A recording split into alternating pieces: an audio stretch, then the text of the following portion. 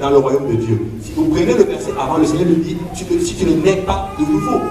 Et il pose la question. Pourquoi le Seigneur l'a-t-il dit au début, si tu ne nais de nouveau? Il aurait pu lui dire, si tu ne nais pas d'eau et d'esprit, tu ne peux pas entrer dans le royaume des cieux. Moi, je suis convaincu de tout mon cœur que le Seigneur voulait justement que Nicodème pose la question. Le Seigneur va toujours tâter ton désir. Est-ce que tu recherches vraiment le salut? Parce qu'il est allé beaucoup plus loin que ça. Il a posé la question. Seigneur, ça veut dire quoi, naître de nouveau? Tu dois m'expliquer ce que ça veut dire, naître de nouveau. Et peut-être que tu es là et que tu ne comprends absolument rien à la parole de Dieu. Mais si tu poses la question au Seigneur, le Seigneur lui-même va répondre à ta question. Le Seigneur lui-même va te rencontrer au lieu même de tes besoins. Paul était en train de persécuter l'église sur le chemin de Damas. Il persécutait l'église. C'était un homme de la loi qui avait une connaissance de la parole de Dieu, ou du moins de l'Ancien Testament, oui, la parole de Dieu. Il persécutait l'église. Mais dans cette persécution, il y avait une certaine soif dans son cœur. Il y avait une certaine soif dans son cœur. Et Dieu savait exactement ce qui était dans son cœur. Amen. Et dit, si tu n'es né d'eau et d'esprit, tu ne peux entrer dans le royaume de Dieu. J'ai eu plusieurs fois justement à discuter avec certaines personnes qui, je pense, aiment le Seigneur. Et nous avons parlé justement du passage de Jean 3. Et ces personnes justement essaient de trouver toute forme d'explication à ce verset. Je ne sais pas comment on peut comprendre un tel verset, mais c'est clair et net que si tu n'es d'eau ni d'esprit, on ne peut entrer dans le royaume des cieux. La question se pose. Et j'espère que vous me posez cette question. C'est quoi naître d'eau? C'est quoi naître de l'esprit? Amen. C'est quoi naître de l'esprit? Et nous allons aller encore dans le passage de Acte 2. Acte 2, à partir du verset 37. C'est un passage très connu que nous utilisons beaucoup. C'est un passage très puissant que nous utilisons beaucoup justement lorsque nous parlons du salut. Parce que c'est vraiment c'est la chose la plus importante, en tout cas à mon sens. Mais c'est un des passages les plus puissants que nous utilisons lorsque nous discutons avec certaines personnes. Et ce passage, juste pour vous mettre dans le contexte, c'est le jour de la Pentecôte. Le jour tant attendu. Le jour que le Seigneur avait promis. Le jour que les prophètes avaient annoncé depuis les temps anciens. Justement, est arrivé aujourd'hui. Est arrivé. Et Pierre est la personne à qui le Seigneur a donné l'onction pour prêcher, en tout cas ce jour-là. Il prêche la parole de Dieu. En passant, il n'a pas prêché autre chose que Jésus-Christ. Jésus-Christ crucifié. Cet homme-là que vous avez vu, que vous avez côtoyé, cet homme-là qui a été flagellé, c'est en fait le sauveur du monde. C'est en fait la pierre angulaire que ceux-là qui baptisaient ont rejeté. Mais la Bible nous dit que la conviction est tombée dans les cœurs de ceux qui écoutaient la parole de Dieu ce jour-là. Une ferme conviction tombe dans le cœur. Et la Bible nous dit seulement qu'après avoir entendu ce discours, ils eurent le cœur vivement touché. Et ils dirent à Pierre et aux apôtres, « Oh frère, que ferons-nous » Question existentielle. Question que certaines personnes se posent aujourd'hui. Et la question aussi demeure aujourd'hui. Après avoir entendu le message sur le salut, la question qui devrait justement susciter, c'est qu'est-ce que je dois faire pour entrer dans le repos éternel. Parce que la Bible dit ceci, qu'il a plu à Dieu de sauver par la folie de la prédication. Il faut que quelqu'un te prêche la parole de Dieu pour susciter la conviction en toi. Certaines personnes à qui je discute me disent, mais comment ça vous baptiser tout de suite là? Sans avoir fait d'examen, sans avoir fait d'études, ou je ne sais pas, baptême 101 peut-être, je ne sais pas. Mais quand tu prends la parole de Dieu, on prêchait l'évangile là, et les gens se baptisaient là. Pourquoi? Parce qu'il y avait une conviction. Que ferons-nous? Verset 38. La Bible dit, Pierre leur dit, répentez-vous, et que chacun de vous soit baptisé au nom de Jésus-Christ pour un témoignage extérieur. Non. Que chacun de vous soit baptisé pour le pardon de vos péchés. Amen. En passant, le baptême, c'est pour le pardon de vos péchés. Le baptême, c'est pour le pardon de nos péchés. Amen. Parce que nous sommes pécheurs, parce que la Bible dit, car tous ont péché, ils sont privés de la gloire de Dieu. Et Dieu est venu justement pour nous laver de notre péché. Quand tu prends un enfant qui est dans la boue, parce que c'est dans la boue que nous étions, c'est ce que le psalmiste dit, le psaume nous dit ceci. J'étais dans la boue et j'ai crié à l'Éternel. Il m'a tendu la main et il m'a retiré de la fosse. Mais quand il te retire de la fosse de la boue, il y a encore de la boue sur toi. Il faut qu'on te lave. Il faut qu'on te lave. Et tu peux le représenter comme un couple qui a perdu ses enfants, qui retrouve ses enfants, et le père demande à son épouse, lave l'enfant. Et moi je veux pourvoir avec moi. La Bible nous dit que l'Église est l'épouse de Christ. C'est l'Église qui va. C'est l'Église qui lave au nom de l'époux.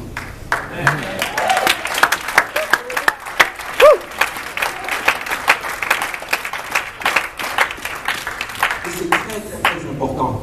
Sans le lavage, nous ne pouvons pas encore entrer dans la sainteté de Dieu. Dieu est venu justement pour nous laver de nos péchés. Et pour vous tous qui avez cru, vous tous qui avez été baptisés en Christ, vous avez revêtu Christ. Et il y a encore justement, je dirais, une divergence d'opinion dans la chrétienté par rapport au baptême. Il y en a qui baptisent par aspersion, il y en a qui baptisent par immersion au nom du Père, du Fils et du Saint-Esprit. Il y en a qui baptisent par immersion au nom de Jésus-Christ. Il y en a qui baptisent sans rien. Mais nous voulons le baptême biblique. Amen. Nous voulons ce qui est fait dans le livre des Actes. Amen. Nous voulons ce que les apôtres ont fait. Amen. C'est pour ça que nous sommes des apostoliques. Amen. Parce que nous voulons baptiser comme dans le livre des Actes.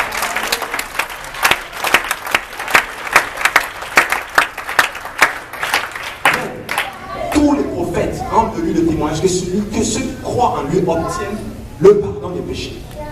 Mais à quel moment? À quel moment on obtient le pardon des péchés? C'est lorsque ce nom-là est invoqué sur nous. Acte 22 nous dit ceci. Que tardes-tu? Lève-toi. C'est Ananias qui parle à Paul. Que tardes-tu? Lève-toi et sois baptisé et lavé de tes péchés en invoquant le nom du Seigneur.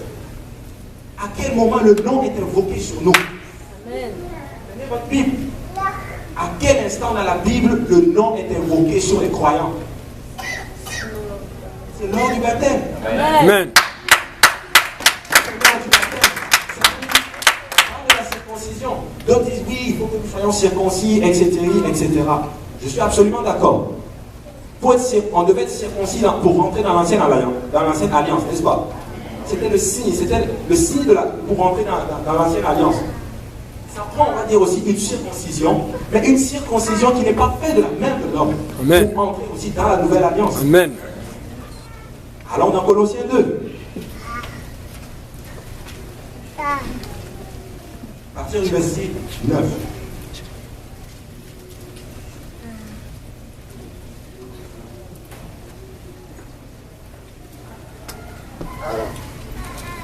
Car en lui habite toute la plénitude de la divinité. Vous avez tout pleinement en lui, qui est le chef de toute domination et de toute autorité. C'est en lui que vous avez été circoncis. D'une circoncision que la main n'a pas faite, mais de la circoncision de Christ, qui consiste dans le dépouillement du corps et de la chair. Si vous voyez, il y a 2 points. Un de nos frères, vous avez le frère Serge, le pasteur Serge, j'avais prêché une fois. Il y a 2 points. Moi, je n'étais pas bon en français. Mais quand il y a un 2 points, ça veut dire qu'une explication vient par la suite. Ça fait du sens. Verset 12. Et de quoi il explique? Ayant été enseveli avec lui par le baptême. Donc, la circoncision qui n'est pas faite de la main d'homme, c'est en fait le baptême au nom de Jésus. Amen. Donc, pour entrer dans la nouvelle alliance, ça prend une circoncision qui n'est pas faite de la main d'homme, mais cette circoncision, c'est le baptême au nom de Jésus-Christ pour le pardon. vas me dire peut-être, j'ai été baptisé au nom du Père, du Fils et du Saint-Esprit. Jésus l'a dit. Jésus a dit dans Matthieu 28, 19, allez, faites de toutes les nations des disciples, baptisez-les au nom du Père, du Fils et du Saint-Esprit. Oui, le Seigneur l'a dit. Mais comme quelqu'un nous avait dit, un apostolique n'a pas peur de ce verset. Alléluia. Oui, un apostolique n'a pas peur de ce verset. Ce n'est pas avec arrogance, mais vraiment avec beaucoup d'humilité, parce que Dieu nous a fait grâce et Dieu nous a ouvert les yeux quant à ce verset. Allez, faites de toutes les nations des disciples et baptisant au nom du Père, du Fils et du Saint-Esprit. Regardez, c'est en ordre. On est s'entend que ce n'est pas un baptême qui est en train de se faire ici. D'accord? C'est un ordre que le Seigneur donne à sa pauvre. Allez, faites de toutes les nations et baptisant au nom. Le nom est au singulier. Ça veut dire qu'il y a un seul nom qui représente le Père, le Fils et le Saint-Esprit. Amen. Et j'ai eu à discuter justement avec une personne qui est assez haut placée quand même dans son église, dans un groupe avec lui. Quelqu'un que j'aime beaucoup le Seigneur, il n'est pas là, mais on a eu à discuter et je lui ai posé justement cette question. Au nom est au singulier, il me dit oui. Et on s'entend qu'il y a un seul nom. Il me dit que pas vraiment. Bon, j'ai pas très bien compris en fait ce qui s'est passé dans sa tête, mais il m'a dit qu'il ne comprenait pas ceci. Et là, j'ai réalisé à quel point les gens étaient vraiment dans la détresse. C'est un voile. Frère, si vous avez la révélation par rapport au nom de Jésus-Christ, chérissez-le. Chérissez votre Seigneur. Chérissez votre Seigneur.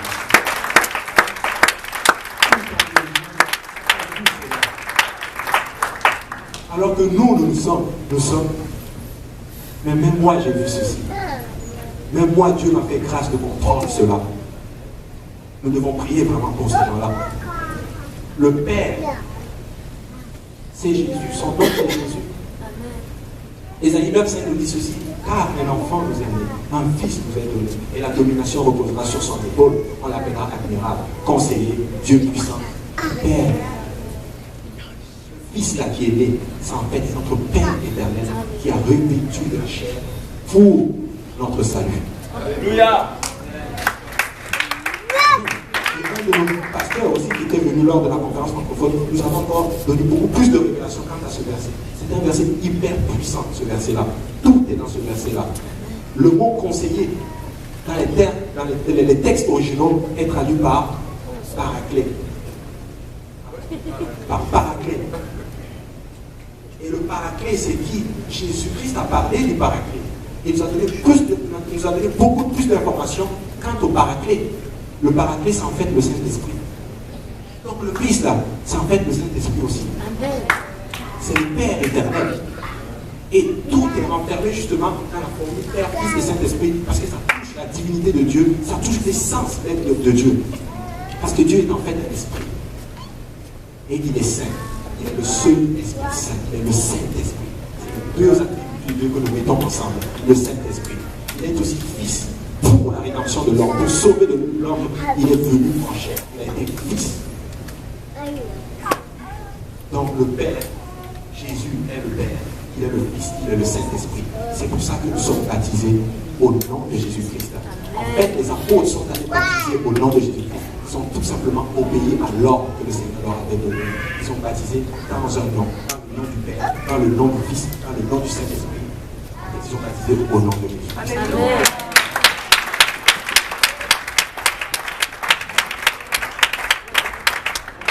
Pourquoi nous en parlons le baptême? Pourquoi nous parlons tout le temps du baptême? Parce qu'il est important que nous rentrons dans le salut. Parce que Dieu est venu pour racheter. Dieu est venu pour sauver. Il nous a appelés pour le salut. Tu peux être béni comme tu veux. Je vais parler vendredi, la dernière fois, à la réunion des jeunes.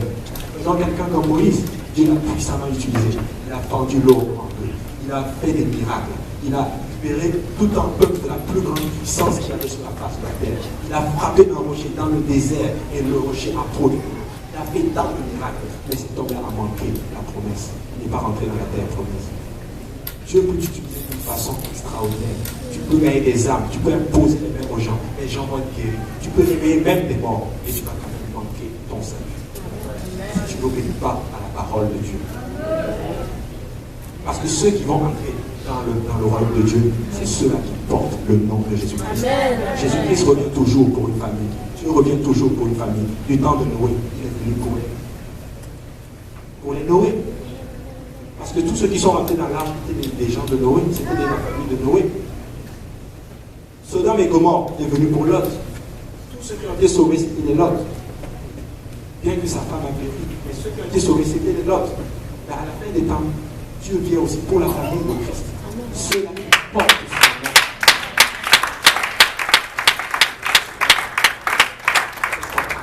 nom. Et nous rentrons justement dans la première étape justement du salut. Je ne sais pas si vous réalisez, quand on parle du salut, quand on refuse le baptême au nom de Jésus-Christ, je ne sais pas ce que ça représente aux yeux de Dieu, mais c'est comme si on disait tout simplement, je refuse l'œuvre que tu as fait à la croix. Prenez Isaïe 53, il a été comme une brebis qu'on mène à la boucherie. Il est resté sans famille, on lui a craché dessus. Quand on refuse de porter son nom, c'est comme si on disait, l'œuvre que tu as accomplie à la croix est inutile. Vous imaginez un père qui se tue, qui pose un acte pour son fils, et le fils regarde en face et dit, non, je n'ai pas vraiment besoin de ça.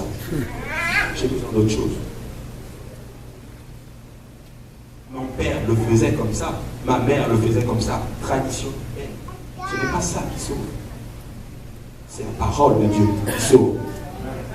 Je ne sais pas pourquoi je parle toujours de ça, parce que je trouve que c'est la chose la plus précieuse que j'ai aujourd'hui. C'est mon salut. C'est la chose la plus précieuse que j'ai.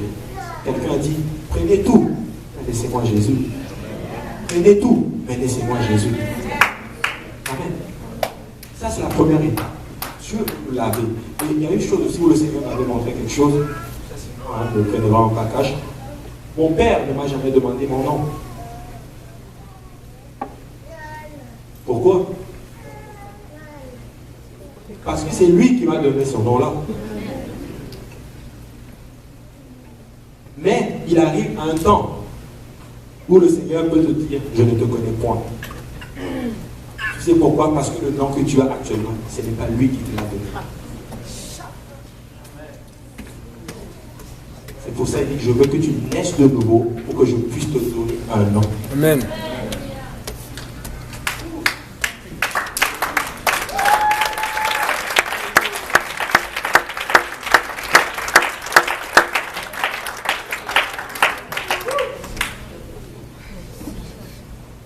Le Seigneur est d'une bonté extraordinaire, je vous assure.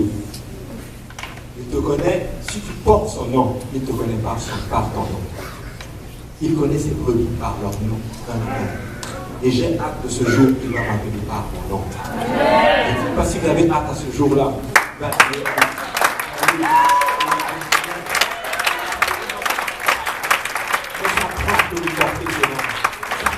allez à la mairie. Peut-être qu'ils disent, ok, je signe l'acte, il porte mon nom aujourd'hui. Et ça se fait dans les eaux du matin. Ça se fait dans les eaux du matin.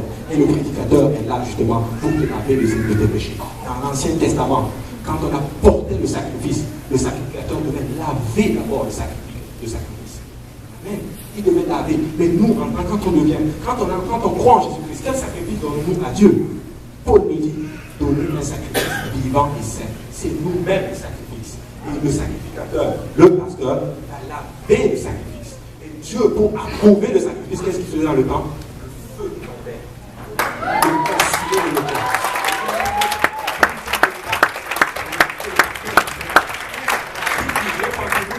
Vous soyez baptisés au nom de Jésus-Christ et vous recevrez le Saint-Esprit. Peut-être vous allez recevoir le Saint-Esprit. Pas certainement recevoir.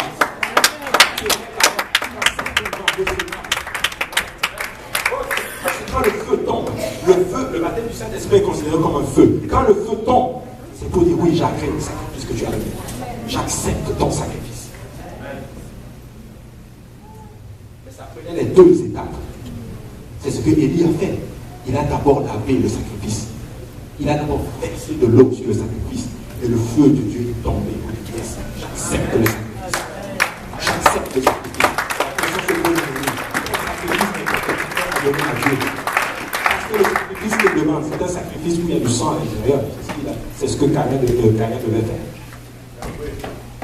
Si tu donnes un autre sacrifice disant, ok, il faut que j'aille monter les marches d'un crime, pour avoir le salut, ce sacrifice ne marche pas. Le sacrifice devait contenir le sang.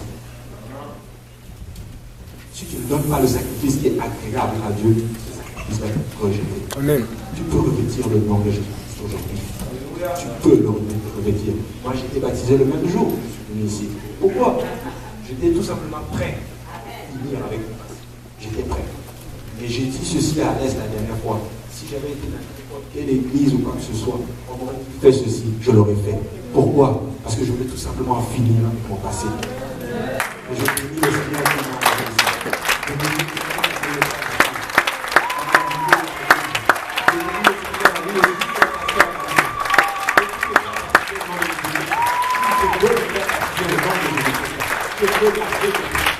c'est lui que je suis sorti de l'eau.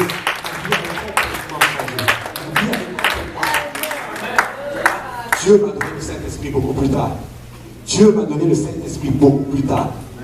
D'une façon extraordinaire. Je l'avais reçu ici, là. Mais je ne le croyais même pas. Mais Dieu l'a confirmé.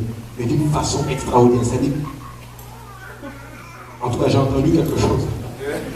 J'ai entendu quelque chose. Parce que la Bible dit justement que quand l'Esprit de Dieu tombe sur toi, quand tu es baptisé du Saint-Esprit, tu vas parler en d'autres langues selon que l'Esprit te donne de t'exprimer. Je vous assure, c'est réel. Certaines personnes disent que non, c'était pour les gens du passé. C'est quand même bizarre de reçu.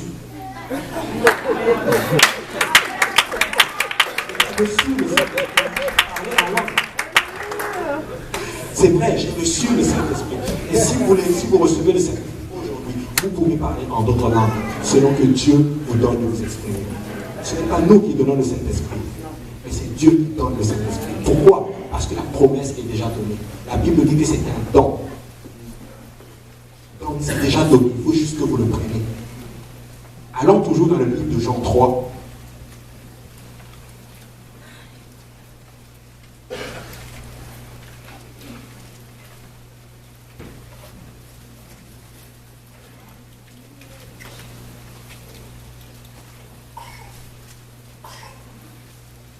Jean 3, à partir du verset 4. Non, on va commencer à verset 5. Jésus répondit, en vérité, je te le dis, si un homme ne naît d'eau et d'esprit, il ne peut entrer dans le royaume de Dieu. On s'entend que la naissance d'eau, c'est le baptême d'eau. La naissance de l'esprit, c'est quoi? C'est le baptême du Saint-Esprit. Ce qui est né de la chair est chair, et ce qui est né de l'esprit est esprit. Ne t'étonne pas que je t'ai dit, il faut que vous naissiez de nouveau.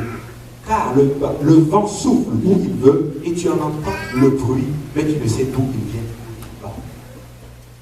Le Saint-Esprit, c'est comme un vent. Et il souffle comme il part. Et tu ne sais d'où il vient, mais tu en entends un bruit. Et la Bible nous dit justement qu'il en est ainsi pour tout ce qui est né, pour tout homme qui est né de l'Esprit. Donc si tu es né de l'Esprit, on entend quelque chose. On entend un bruit. Tu vas parler en d'autres langues selon que l'Esprit te donne de t'exprimer. Amen. Tous ceux qui ont reçu le baptême du Saint-Esprit dans la Bible ont passé entre il y a un signe extérieur, ils ont parlé en langue. Corneille, le Saint-Esprit est tombé, ils ont parlé en langue. Les disciples de Jean dans Acte 19, Paul leur a posé la main, ils ont reçu le Saint-Esprit, ils ont parlé en d'autres langues selon que l'Esprit leur donnait de s'exprimer. C'est réel ces choses-là. Et vous pouvez parler en langue et parfaire justement votre salut et entrer justement dans le repos éternel de Dieu. Et quand Dieu vient, et à travers justement, après cela, vous persévérez dans votre marche. Et on a des frères, on a des gens justement pour nous aider dans notre marche. Si je n'avais pas les frères, si je n'avais pas les JPN, si je n'avais pas les pasteurs qui sont là, jamais j'aurais grandi avec le Seigneur. Mais ces gens-là sont là justement pour nous aider dans la marche avec le Seigneur. Et si le Seigneur vient aujourd'hui, on est prêt à partir. Et ça prend ça pour entrer dans le royaume des cieux. Et ce sont des choses que on peut accomplir aujourd'hui. Je ne veux pas continuer trop loin.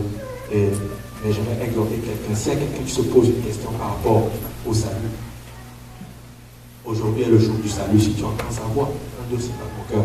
Parce que Dieu ne va jamais te forcer. C'est un gentleman. Apocalypse 3 nous dit, si je me tiens à la porte, je frappe celui qui j'entre. Amen. Et je souffle avec lui, sinon je continue mon chemin. Mais si tu décides aujourd'hui de repousser l'offre que Dieu te fait aujourd'hui, tu ne sais pas ce qui peut t'attendre demain, tu ne sais pas ce qui peut t'arriver. Dès que tu sors du petit, qu'est-ce qui peut t'arriver? Mais il est important justement que tu m'aides. En ce qui concerne les choses du salut, réglons ça. Que le Seigneur nous bénisse.